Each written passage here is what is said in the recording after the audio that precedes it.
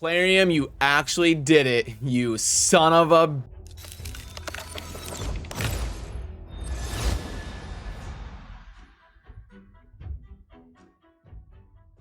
Hey, what's up? This is Chosen. Happy weekend to you and Saturday morning, depending on where you are living in the world. It is Saturday morning for me. Plarium is going to be doing this massive Fragment mega sale, so I thought it would be fun to get a video out there where I rank these champions from first to worst in terms of where I would overall generally kind of rank them in terms of the viability for purchasing fragments if I had to pick them from top to bottom. So that's what we're going to do here in this video, and then we'll get you caught up really quickly on some general stuff here going on in the raid landscape as we head into the beginning of next week, just to keep you in the loop. So let's get into it. Alrighty, so first of all, on the champion fragment sale, going to be going on for basically a full week. Friday to Friday ends up being 8 straight days of deals where these are 50% off, and we've got 8 different champions: Drakgul, Elgato, Iron Brago, Yoshi, Rule, Versolf, Rorik, and Vlad. So let's go from a worst to first, and at number 8, I am going to place Rorik. Again, it's not like he's a trash champion. He is actually one of the ones that I did not even end up finishing, so I would actually be in the market to buy fragments for him if he were super desirable for my account. He's a damage dealer with some CC on the A1, a really good aura. He needs a good aura. They probably knew that because his kit is a little bit underwhelming, but there's just really nothing that stands out here for Rorik. He's in a faction in the Barbarians that is one of the easier ones to finish for Faction Wars, so I really don't see the market for this guy in this context. For an endgame player or a progression player, I think there's many better legendaries to kind of focus on and kind of spend your res on. At number 7, I'm going to place Vlad the Nightborn. Now, he is a Void Legendary, which is nice, but again, similar to Rorik, he's kind of a damage dealer with some other utility on him. He pairs with Constantin, who also isn't like some awesome champion or anything, so even though he's technically decent and could get value in the right situation for the right account, in this list, I'm going to place him at number 7. Then for number 6, I'm going to place Elgato. So you guys always yell at me in the comment section, no matter how I say it, for both Gaius and Elgato. Whether I say Elgato or Elgato, I've got people down there saying that I am wrong. So however you want to say it is your prerogative. But anyway, I don't really understand with him because you've got a lot of decent utility here. You've got some buff strip, some AoE. You've got some CC on the A1 for blocking skills. You've got scaling with HP. He's really decently solid on paper, just doesn't end up seeing as much play as I kind of thought he would, especially with a 106 base speed and some pretty solid stuff going on. Good HP, good defense, good speed. So I didn't want to put him last on this fragment list, but yeah, definitely decent and kind of generally useful, just not gonna cut it in terms of being a really good champion that sees a lot of play. Then at number 5, I'm going to put Rule the Huntmaster. Rule also does not see a lot of play, even though he seems technically decent on paper. I am going to place him towards the middle of the list, though, because at least he's got some hex mechanics, and we continually see Raid trying to extract value out of the hex mechanic, trying to implement it with things like the Hydra and different champions that come out that have passives that work with it and stuff like that. So there is a chance that Rule could age pretty well as we kind of move forward in the future of Raid. So because of him having the hex mechanic, he's not a bad idea to at least have him on your account for at some point in the future if you ever want to take advantage of that mechanic. Now we get to the top half of these fragment champions, and we get Versolf the Grim. He scales with HP, hits decently hard for an HP champion, can be kind of a hybrid support damage dealer. If you're kind of leading that second DPSer for a team or something, just to get some ancillary damage. And he's got some CC as a passive, increased defense with ally protection, just lots of kind of general utility stuff here in AoE with some extra damage. Then this is what I mean by him being a hybrid. That's gonna actually do a lot of damage here if you get him built with a high HP. You get this thing critting and you get extra hits popping off. You build the right team around him. So yeah, Night Rev also being one of the tougher factions for Faction Wars. I think Versolf is a decently solid champion that they did for a fragment event. At number 3, I'm going to put Drakgol. I know my boy Jay Giggs loves this guy and thinks he's really underrated. Used him a lot on like a free-to-play account or something he had, and he was pretty game-changing for him back then. But yeah, I mean, he's a solid support. There's really nothing wrong with Drakgol. He's never going to be like a Duchess or some god-tier champion that you see everywhere. But in terms of just kind of providing support for a team with a 107 base speed and good HP and all that, definitely can be a solid champion to put for any sort of account that's trying to progress in things like the Ice Golem and kind of clear content. And again, you can let me know if you disagree, but in my opinion, the top 2 was pretty easy. At number 2, I'm going to put Yoshi, especially with Shadowkin being one of the newer factions and people needing to build Shadowkin teams. I think it's great that Yoshi can kind of slot in and be a general utility champion for that, especially with the all-battle speed aura. You will also see him in really good situations like the Hydra, maybe even the Arena, to increase accuracy and attack. And then you're also going to get a True Fear you can pop off with him. You've got stun on the A1, you've got decreased accuracy and an HP burn. So yeah, Yoshi really gonna be able to be used in lots of different situations, and he's part of a newer faction, so I feel pretty good about placing him at number 2. Then at number 1, I'm going to actually place Iron Brago. I would listen to an argument about why Yoshi should be number 1. It is kind of a struggle for me to decide on the tie break there, but I know a lot of people in the community love Iron Brago, and he was a game changer for a lot of accounts out there. He's got a really cool and unique passive, increased defense of all allies by 10% of this champion's defense. I like that as a mechanic. That's just consistent, permanent, guaranteed value that you can really build a team around with a concept in mind. So I really like passives like that. He's got a 3-turn increased defense buff on all allies as well, which is super cool. That's kind of rare. You don't see very common in the game. We get CC, stun. We also get an A1 with something pretty cool like decreased duration of all buffs, not just one random one. So that is a pretty solid A1. You can book that up to a 30% chance. AoE provoke. So yeah, I think just in general, you would get a lot of guaranteed value out of somebody like Iron Brago in many different situations in the game. So boom, that was my list. I went with Iron Brago, then Yoshi, then Drakgol, then Versulf, Rule, Elgato, Vlad, and Rorik was my list from first to worst. Let me know down below if you agree or disagree and all that. Would really enjoy your perspective as well. Now let's go ahead and get you caught up on everything going on in game really quick. There is, for the next kind of day and a half, a guaranteed event here for this new Barbarian, Roth Matab. Now, personally, I don't think I'm going to pull for him. These summoning events are getting so common and so regular that we're going to have to start being choosy on when we get after these champions and go after these events, or we are going to just bleed dry of our resources super quickly. And I want to be in a position where I can go after events that they do for somebody like a Lady Kimmy when they put her up as a guaranteed summon event. I want to be able to YOLO and go after that instead of just bleeding my account slowly over time, trying to do every single event that Plarium is going to put out, because we can see they are just ramping up how quick these come. Now, I do think they did a good job of pulling back the requirement. Typically, for things like Countess Lix and Lady Kimmy that were guaranteed champion events, they were 150 ancients, but they lowered this to 120. I think they should have lowered it to 100. I would have definitely thought about it a lot more if it was 100 instead of 120,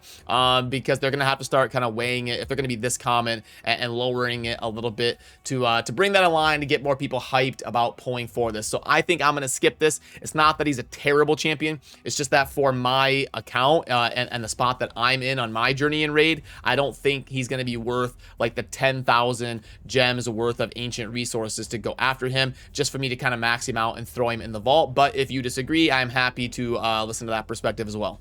Then as we move on to the tournaments and events and stuff, do remember that we have got the Bivald, the Thorn Fragment events starting in less than 1 week. They're going to be kicking off next week on Thursday. We're moving right into the new champion here, Bivald, the Thorn. Now, I did do a poll over on the community section of my YouTube channel, as you can see right there, and it does look like the majority of you believe that Bivald the Thorn is better than the guaranteed champion right now for 120 ancients. So hey, at least he's got that going for him. We've got a fragment champion that the community views as better than the guaranteed ancient champion they put up this week. So we'll have to dive into that, and that'll be live here in about 6 days starting next Thursday.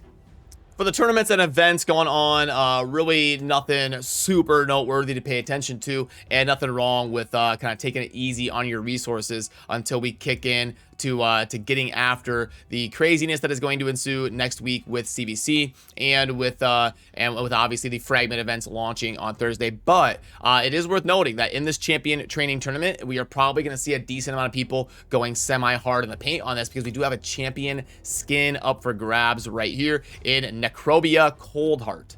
And that is going to be this skin right here. I do like it. So if you're keen on collecting a skin for your Coldheart and you want to get after some of the craziness of champ training and go after that, nothing wrong with that if you've got the res to do so. I guess it would depend for me if I'm in a winnable group or not. It looks like I've already got people kind of approaching 10K that are probably willing to go pretty crazy for this. And I don't use Coldheart a ton. So even though I would like to collect a skin like this, I'm probably going to let it go. Then you've got this legendary skin right here for Coldheart. That is super cool. I like that with the flaming lava hair. That's a super cool skin. I think they did that right, with this one being the epic and this one being the legendary.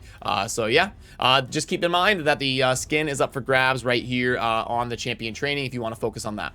As far as the events, this is all perfectly normal. The dungeon diver is not a bad idea to get to 3,000 and scoop up those core hammers, and then the summon rush is obviously coinciding around the 120 ancients for Rathmatop.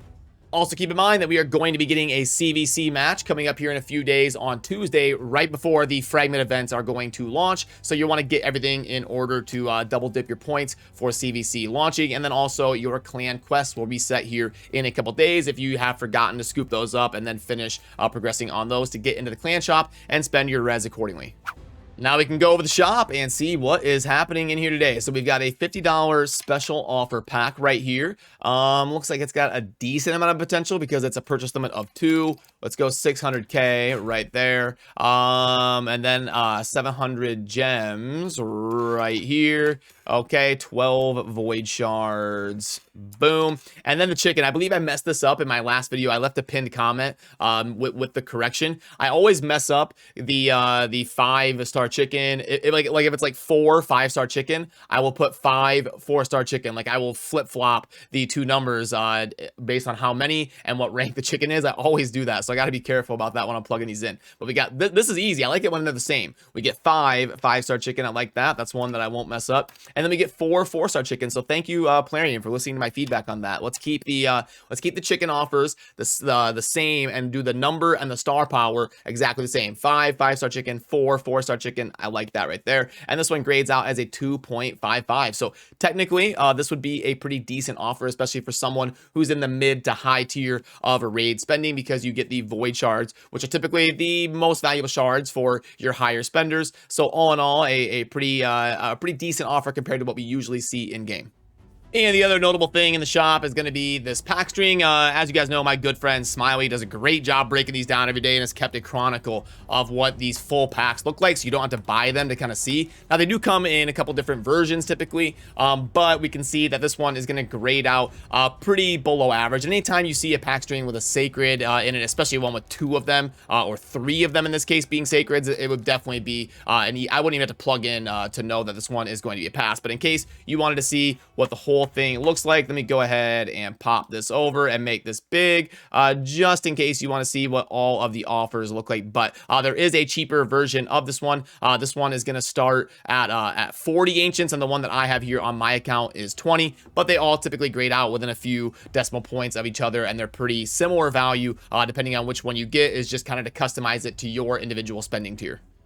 And before I let you go, we are going to be having update 5.50 coming soon. I haven't officially talked about it in a video, so I just wanted to quickly go over this just to kind of keep you in the loop and give you my reaction. So the things that stand out to me for this one are being able to craft 10x in the forge at a time. That'll be really nice for CVC and some of those quests where you've got to save up a bunch of resources and craft a bunch in the forge. And then also, this needs to become more of a thing. I've been giving them feedback on this for years, and other mobile game developers I've worked with, we're starting to see this become kind of the norm. But like, you know how when you upgrade like a 1-star champion to 2-star and it does like this silly 7-second animation, it's like, we don't need that. Like, I promise you, like, maybe do that just for champions becoming 6-star, or maybe just the first time, or like you're upgrading things, or maybe just until a certain level, like when you're level 1 and it's your first day on raid. Okay, maybe throw out some cool animations, but maybe give us like a checkbox on our account to like show animations or not, or something when you're in your bastion kind of doing account management, because some of that stuff is silly and just needs to kind of go away after the 10 millionth time that you've seen it. So at least I'm always going to be a fan of them at least starting to kind of be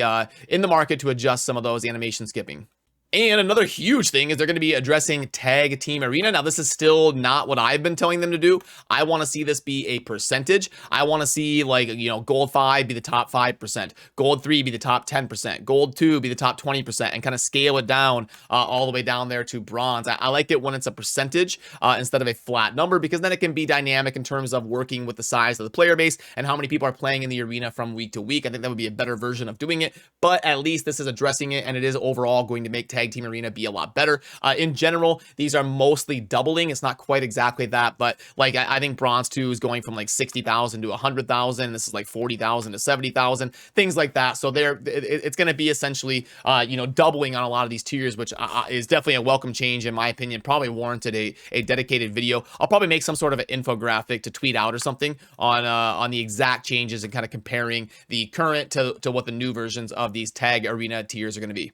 And for some of you that are newer to raid, maybe you don't even know about the turn limit, but it is a thing. And I also see random questions pop up in the community like, I 3-starred 12-7 on Nightmare and I didn't get credit for 3-star. What happened? There's actually a 10-minute time limit that they should tell you about in game on clearing that content and 3-starring it in the campaign. So if it takes you like 12 minutes, you won't get credit for that. But random things like that do exist, and it looks like they're going to be kind of giving you some tactile feedback on that that turn limit counter actually showing up in game. There was also kind of some random balance changes for the for some epic champions. I think the one that stood out to me was Woad Painted actually gets a decent ability here on the Undying Fury. It's going to remove all debuffs from the champion and one random debuff from all allies. I love AoE cleansing. Then we're also going to heal the champion 100% of max HP and then heal all allies 50% of the Serve plus heal. Then place a reflect damage on all allies for 2 turns, and then on top of that, grant an extra turn. So all of that is basically a free, just ancillary turn effect. So not a bad ability there for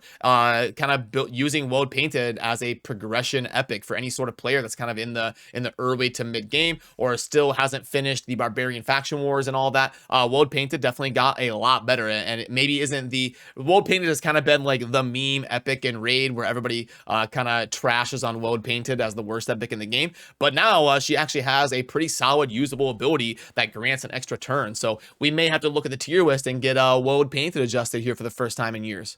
But okay, this video was a long one, and we had a lot to cover. So, you know, typically I would get over to stream, but I've got a lot to catch up on today, and we're going to have a fun stream tomorrow because we're going to be bringing Echo Hack onto the live stream to interact with the chat. And then I'm also going to bring some other creators with me as well, just to have like a roundtable discussion and ask some questions and interact with the chat. Let you guys talk to the person who was rank 1 on Diablo Immortal. I've already done a couple collabs with Echo Hack on my channel. So that should be a fun stream tomorrow if you'd like to stop by and say hi, where we can all just kind of chat about one of the bigger mobile game releases coming up obviously for a long time, and learn a little bit about Diablo Immortal in the process while we hang out and answer some of your questions over there on Twitch. So that's gonna do it for this one. Have a great rest of your weekend and Saturday here. As always, thank you for watching, and I will see you soon. Peace.